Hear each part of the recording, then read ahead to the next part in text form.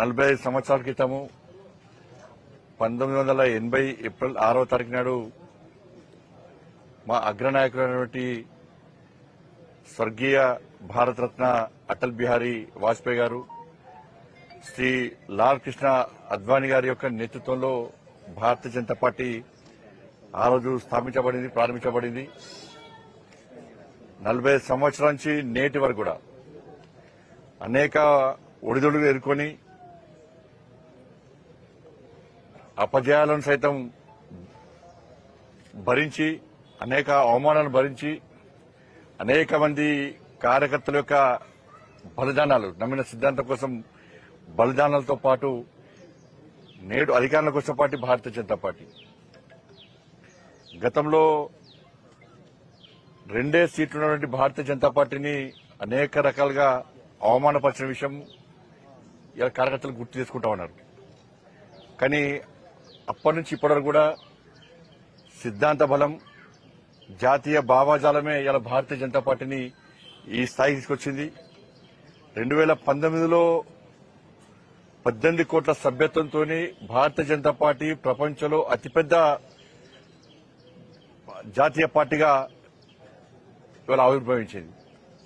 ఈరోజు దేశవ్యాప్తంగా 16 రాష్ట్రాల్లో అధికారం ఉంది. 6 రాష్ట్రాల్లో కూటమి ప్రభుత్వాలున్నాయి. ఇట్లా రెండే ఎంపీలు ఉన్నటువంటి భారతీయ జనతా పార్టీ వల్ల దేశాన్ని 11 సంవత్సరాలుగా దేశాన్ని పాలిస్తున్నది. నరేంద్ర మోడీ గారి నేతృత్వంలో ఒక శక్తివంతమైన భారతదేశ నిర్మాణం కోసం భారతీయ జనతా పార్టీ కృషి చేస్తా ఉన్నది.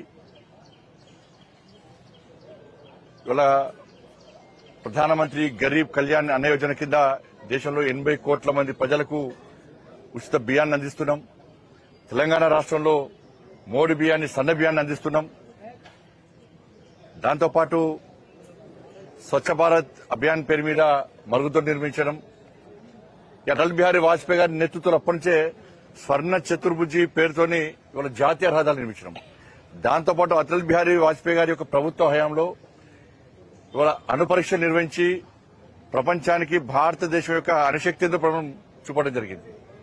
పాకిస్తాన్తో కార్గిల్ యుద్దం అప్పుడు భారతదేశం యొక్క సైనిక శక్తినేందో ఇవాళ ప్రపంచానికి చాటి చెప్పినాం.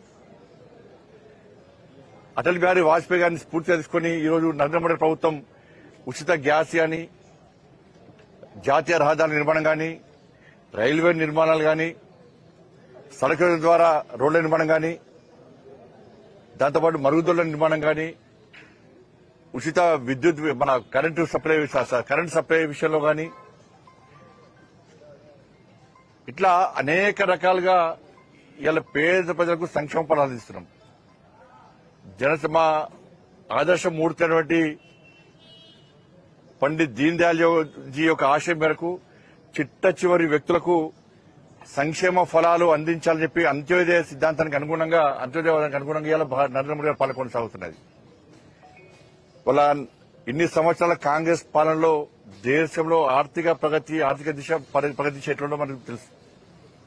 11వ స్థానం నుండి ఆర్థిక ప్రగతిలో భారతదేశం 11వ స్థానం నుంచి ఇవాళ 5వ స్థానం తీసుకొచ్చి ఇంకా రాబోయే 2 సంవత్సరాల్లో దీన్ని 3వ స్థానానికి తీసుకురావాలని చెప్పి అగ్రరాజ్యాల సరసన మనం చేరాలని చెప్పి ఒక ఆలోచనతో, ఒక మొండి పట్టుతోని నరేంద్ర మోడీ గారి ప్రభుత్వం ఏ విధంగా ముందుకు సాగుతుందో మనం తెలుసుకోవాల్సిన అవసరం ఉంది.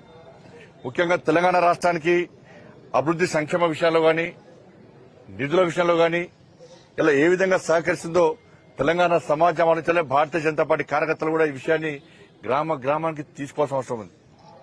ఇంకా అనేక సంక్షేమ పథకాలను తెలంగాణ రాష్ట్రంలో అమలు చేసే పరిస్థితి లేదు. అయినప్పుడు కూడా కేంద్రం ఎక్కడ కూడా వెనుకడు వేయకుండా తెలంగాణ రాష్ట్ర అభివృద్ధికి సహకరిస్తూ వస్తున్నది. ఈ దేశంలో తెలంగాణ రాష్ట్రం అంతర్భాగం. అన్ని రాష్ట్రాల్లో అభివృద్ధి చెందితేనే ఈ దేశం శక్తివంతమైన భారతదేశ నిర్మాణంగా ముందుకు సాగుతుందని చెప్పి ఒక లక్ష్యంతో, ఒక ఆశయంతో అన్ని రాష్ట్రాలను సమాన దృక్పథం చూస్తున్న ప్రభుత్వం నరేంద్ర మోడీ గారి ప్రభుత్వం. ప్రపంచంలో ఏ మూల ఏ క్షణం ఏం జరుగుతుందో వేగంగా తెలుసుకోవడానికి తొలి వెలుగు వాట్సాప్ ఛానల్ ని ఫాలో చేయండి.